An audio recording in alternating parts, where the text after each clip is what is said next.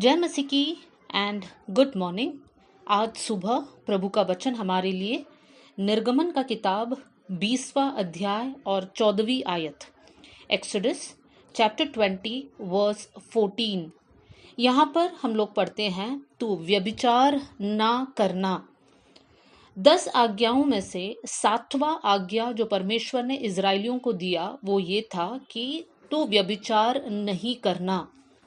जब हम इसी बात को नए नियम में देखते हैं, यहाँ पर भी परमेश्वर का वचन बार बार हमको सिखाता है कि हमें व्यभिचार नहीं करना चाहिए। कलोसियों की पत्री 3 अध्याय और 5वीं आयत में, कलोशियंस चैप्टर 3 वर्स 5 में इस प्रकार लिखा है, इसलिए अपने उन अंगों को मार डालो जो पृथ्वी पर है। मतलब हमारे शरीर के द्वारा होने वाला पापों को हमें मार डालना है। और अनेक पाप में एक पाप ये लिखा है व्यभिचार। मतलब व्यभिचार शरीर के द्वारा किया जाने वाला पाप है और कोई भी उसमें गिर सकता है। तो पौलुस यहाँ पर कलीसिया को सिखाता है कि व्यभिचार को, हमारे शरीर के अंदर जो पाप है उसे हमें मार डालना है, खत्म कर देना है। मेरे प्रियो, आज संसार में जब हम देखते हैं, हर जगह ये पाप हमें दिखाई देता है। विशेष कर आजकल के मूवीज, सीरियल्स, हर जगह में जो व्यभिचार है वो खुल्लम खुल्लम दिखाया जाता है, जिस कारण लोगों को लगता है कि ये एक आम बात है, बड़ी गलती नहीं है। लेकिन आज हम प्रभु के वचन की ओर ध्यान लगाने जा रहे हैं कि परमेश्वर का वचन व्यभिचार के पाप के बारे में हमें क्या बताता है।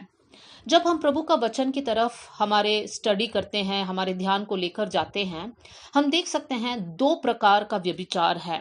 एक है शारीरिक व्यभिचार और दूसरा है आत्मिक व्यभिचार। दोनों प्रकार का व्यभिचार प्रभु के सामने पाप है, वो गलत है। सबसे पहले हम लोग शारीरिक व्यभिचार की तरफ हमारे ध्यान को हम लेकर जाएंगे।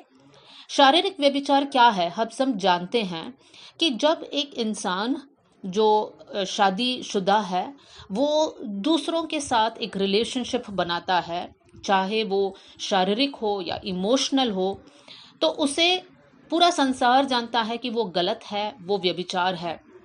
अगर शादीशुदा नहीं भी हो तब भी अगर एक इंसान किसी शादीशुदा इंसान के साथ गलत रिश्ता रखता है, या फिर 2 लोग जिनकी शादी नहीं हुई है वो लोग एक साथ रहते हैं या शारीरिक संबंध रखते हैं, तो परमेश्वर के वचन के अनुसार ये गलत है, ये पाप है। और इसलिए वचन हमें सिखाता है कि शारीरिक व्यभिचार से हमें दूर रहना चाहिए। संसार हमें सिखाता है कि जब किसी के साथ एक संबंध बनाते हैं वो व्यभिचार है, लेकिन वचन हमें क्या सिखाता है? मत्ती का सुसमाचार उसका 5वां अध्याय और 27 और 28वीं आयत में हम देख सकते हैं। मैथ्यू चैप्टर 5 वर्स 27 एंड 28 में यहाँ पर इस प्रकार यीशु मसीह कहता है, तुम सुन चुके हो कि कहा गया था व्यभिचार ना करना, परंतु मैं तुमसे ये कहता हूं कि जो कोई किसी स्त्री पर कुदृष्टि डालने वो अपने मन में उससे व्यभिचार कर चुका है। मतलब जब कोई इंसान किसी स्त्री पर या फिर एक स्त्री किसी पुरुष पर गलत नजर से देखता है, तो परमेश्वर का वचन कहता है कि हमने व्यभिचार कर चुका है। क्योंकि परमेश्वर हमारे विचारों को जानता है। परमेश्वर जानता है कि हमारा मकसद क्या है, हमारा इरादा क्या है। और इसलिए संसार नहीं जानता होगा, खुद के हस्बैंड वाइफ नहीं जानते होंगे, लेकिन परमेश्वर जानता है कि हम प्रभु के खिलाफ व्यभिचार का पाप किया है। तो मेरे प्रियो, आज हमें बहुत सावधान होना है किस प्रकार हम एक दूसरे को देखते हैं, क्या मन में हम सोचते हैं, किस प्रकार के चित्र को हम देखते हैं और उसके बाद हम क्या सोचते हैं, किस प्रकार के मूवीज हम देखते हैं, क्या अश्लील चित्रों को हम देखते हैं। हो सकता है अकेले में बैठकर देखते होंगे, लेकिन परमेश्वर के सामने वो व्यभिचार का पाप है। तो मेरे प्रियो, हमें इस विषय में बहुत सावधान होना है। एक और आयत को मैं आपके सामने रखना चाहती हूँ और वो है 1 कुरिन्थियों की किताब उसका 6वां अध्याय और उसके 9 से लेकर 11वीं आयत में।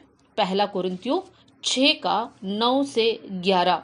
यहाँ पर 1 कोरिन्थियंस 6 वर्सेस 9 to 11 यहाँ पर हम इस प्रकार पढ़ते हैं, क्या तुम नहीं जानते कि अन्यायी लोग परमेश्वर के राज्य में वारिस ना होंगे? धोखा ना खाओ, ना वेश्यागामी, ना मूर्ति पूजक, ना परस्त्रीगामी, ना लुच्चे, ना पुरुषगामी, ये सारे लोगों का लिस्ट लेकर फर्स्ट लाइन में इस प्रकार लिखा है कि ये सारे लोग परमेश्वर के राज्य के वारिस नहीं बनेंगे। कौन से लोग परमेश्वर के राज्य में प्रवेश नहीं करेंगे? जितने भी लोग व्यभिचार के पाप करते हैं, गलत रिश्ते में फंस जाते हैं या अपने आप को फंसाते हैं। जिस प्रकार के रिश्ते आजकल है, सारे प्रकार के रिश्ते जो गलत है प्रभु के सामने, और अगर एक इंसान करता है तो वो परमेश्वर के राज्य में प्रवेश नहीं करेगा। अब हम दूसरे प्रकार के व्यभिचार की तरफ हम आएंगे, और वो है आत्मिक व्यभिचार। वो हम याकूब के पत्री 4 अध्याय और 4 आयत में पढ़ सकते हैं। जेम्स 4 वर्स 4 यहाँ पर लिखा है, हे व्यभिचारिणियों, क्या तुम नहीं जानती कि संसार से मित्रता करना परमेश्वर से बैर करना है? अतः जो कोई संसार का मित्र होना चाहता है वो अपने आप को परमेश्वर का बैरी बनाता है। आत्मिक व्यभिचार क्या है? हम सब परमेश्वर के लहू से धुले हुए लोग हैं, परमेश्वर के लहू के द्वारा खरीदे गए लोग हैं। अब हम परमेश्वर के हैं, अब हम संसार के नहीं हैं। संसार के तौर तरीका, संसार का रीति रिवाज के अनुसार जीने वाले लोग नहीं हैं, हम प्रभु के हैं।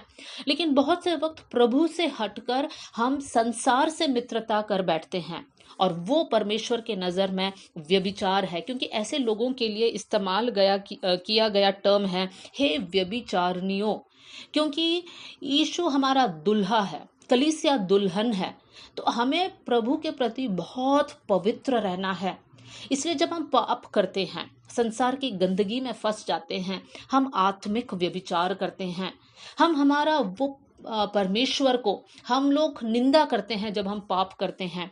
तो मेरे प्रिय भाई बहनों, आज वचन हमें सिखाता है शारीरिक व्यभिचार से भी बचे रहो और आत्मिक व्यभिचार से भी बचे रहो। ये दोनों पाप है और ये दोनों प्रभु के खिलाफ किया जाने वाला काम है। तो क्यों ना आज हम ये निर्णय ले कि हम लोग व्यभिचार नहीं करेंगे। आइए हम लोग प्रार्थना करें। स्वर्गीय पिता, आज का वचन के लिए हम धन्यवाद करते हैं। प्रभु जी, वचन सिखाता है कि हमें व्यभिचार नहीं करना है। प्रभु, हम सब अपने आप को आपके सामने हम समर्पण करते हैं। बहुत से बार जीवन में गलती हुई है परमेश्वर पिता, प्रार्थना करते हैं प्रभु आप हम सबको अपने पवित्र लहू से धो देना। प्रभु, हमें शुद्ध कर देना, हमारा विचार शुद्ध होने पाए, हमारे देखने का वो नज़र जो है परमेश्वर वो आपके सामने शुद्ध होने पाए। प्रभु, संसार से हम लोग मित्रता बनाकर ना रखें प्रभु जी, लेकिन हमारे जीवन को हम शुद्ध रखें। प्रभु, हम आपके हैं और सिर्फ आपके लिए हम जीना चाहते हैं। परमेश्वर, आप हमारी मदद करना कर हम प्रार्थना करते हैं। आज से लेकर एक पवित्र जीवन जीने के लिए आप हमें मदद करना। प्रार्थना सुनने के लिए धन्यवाद। सारा आदर और महिमा आपको देते हैं, यीशु के नाम से हम मांगते हैं, आमेन। Thank you. जय मसीह की। God bless you all.